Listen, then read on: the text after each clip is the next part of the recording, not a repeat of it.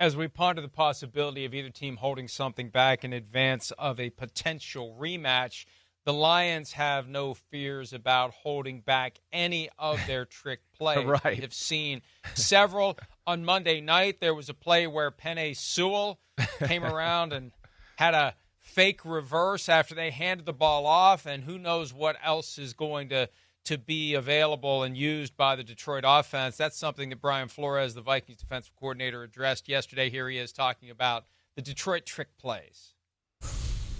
Ben's got a lot in the bag, and you've got to, be ready for all of it.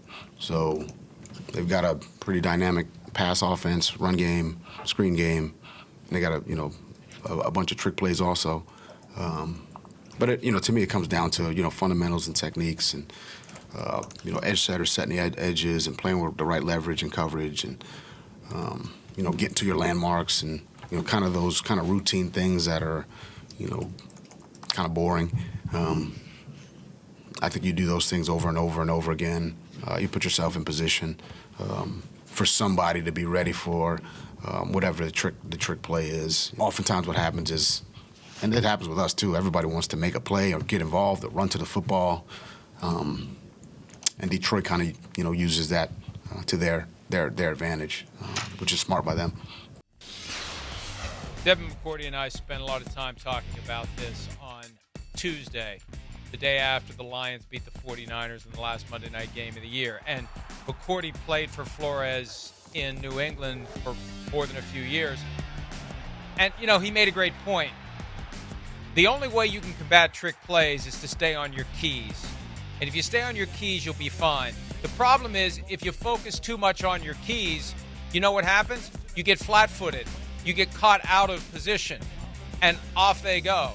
I don't know why I'm hearing what I'm hearing there. Well, you're hearing I think that was the game. That was the game itself. Didn't even sound like the game. It didn't even sound like the game. It sounded like something else. Anyway, if you get too focused on your keys, then somebody runs right by you. So Devin said you need players who are smart enough to be aggressive, to get to the ball, but also to think about what they're doing and to stay on their keys. And it's a sweet spot that not every player has. You need to trust the players who have it, who won't take the cheese and overplay the hand and open up the trick play, and who won't freeze for so long waiting for a trick play, waiting for whatever the curveball is going to be, that the fastball goes right by them. Yeah, hey, listen, the defensive players are going to have their work cut out for them in this one. I mean, again, show that Jameson Williams touchdown that Mike just got annoyed with, because I think we could hear the announcers during the game. But, to your point and what you're saying and what Brian Flores is saying, hey, they throw a ball to Amon-Ra St. Brown. Every defense has talked hustle to the ball, rally to the ball, make the tackle. That's what they're doing. The 49ers, we talk about it all the time. Oh, shit.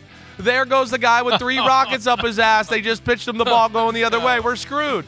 It's easier said than done. But to your point, yes, it's those second-level guys. The guys that are around the ball are going to react. It's going to be, can the safety behind go, wait, don't react. I see some things going on here. Let me just stay in my position and be disciplined instead of trying to get there in the mix when there's already 2 or 3 guys there. That was the mistake Hufanga made at the back end for the 49ers on that play. There was 2 guys there already. Just stay back and wait. See what happens. Instead, he got down in the mix, and all of a sudden he pitched it, and it's like, uh-oh, he's going up the sideline, and I can't reverse my course. So it's going to be all about discipline. It's going to be about Brian Flores and Aaron Glenn coming up with a few curveballs, a few things that neither offensive coordinator seen the defense do. And, I don't know, as we've talked about too, you got to, I think at some point, forget about all the tricks and the motions and the shifts. You got to play areas of the field. And that is one thing that is, apparent to me. And when I see really good defensive coordinators give a great offensive coordinator problem, is they take away an area of the field they just know they attack a lot. Right? If I'm playing Minnesota, like you just heard me say a few minutes ago, I'm having people play the middle of the field and take away those 15 to 20-yard in cuts, and I'm going to drop people there on a consistent basis and make them and see if they can move the ball by attacking other parts of the football field. It's easier said than done. I know they're going to have ways to be creative with that, but you almost have to play it that way, because I feel like if you chase the fire engine all the time, you're going to be, a dog with his tongue hanging out of his mouth a lot of the game.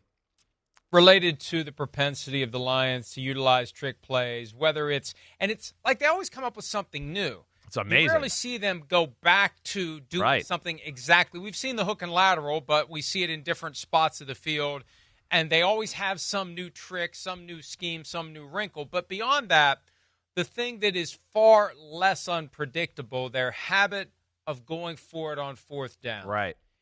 And I don't see them stopping, and that's another thing Devin and I talked about on Tuesday, Chris. When you're a defensive player, it changes the way you view third down. When you know there's a damn good chance they're going to go for it on fourth down, instead of defending the sticks, you're focused on keeping them from getting 3 yards or 2 yards short of the sticks because you just assume they're going to go for it. And when you get that third down stop, you're not all excited because you're not coming off the field. You assume you're staying out there. And that's the one thing that I think is going to blow up on them at some point. It blew up on them in the NFC Championship last year when they could have gone up 17 with 7.5 minutes or thereabouts left in the third quarter. If you do it and do it and do it, and they're ready for it, and they stop you, and they are going to be ready for it, you're not unpredictable. That's the key. You're too predictable in your habit of going for it. And I think the best play callers, the best teams are unpredictable on the offensive side of the ball and on those big questions. Do you go for it on fourth down? Do you go for two? When they first moved the extra point back from the 2-yard line as the snap point to the 15-yard line, Mike Tomlin became very unpredictable about going. He said he was going to go for two every time at first, remember? And like you never knew when someone, and I'm a big fan of that. You want the opposing defense, I think, to never quite know what's coming next. We just don't see anybody really settle into that as a habit of unpredictability, predictably unpredictable. But I feel like that's the best way to go. I think the Lions are too predictable in their aggressiveness. And I feel like what happened on Monday night when they got out of that game unscathed, they went all out to win a meaningless game. They got out of it unscathed. I think Dan Campbell views that as a validation of his entire approach. Right. Well, he does. Definitely. I mean, all you can do is go out and play and have the play on the field validate your approach, and they did that for him. And he loves that, and they're going to continue that momentum right home here into Sunday night. That's what I think he was hoping for. So we could come into this game and we feel like we're hot and we can't be stopped and we got good vibes in this building and watch out Minnesota Vikings. And, Mike, I think there's an aspect, again, you know me, I'm a little more conservative than Dan Campbell for sure. But with their offense, how dangerous it is, that offensive coordinator, again, I think Ben Johnson is as good as I've ever seen. I mean, as good as I've ever seen. With that, and then you have these defensive issues, I think they're a little bit forced in this one this year to where they're going to have to be aggressive because of the things we talked about just earlier. Their defense is too risky. I think they're going to have to put the pressure on the offense, and where I'll counter you just a little bit, and it's not really countering you. It's just that where they're great at, and like you talked about Devin, like, hey, it's 3rd and 6. We're going to play the sticks, right?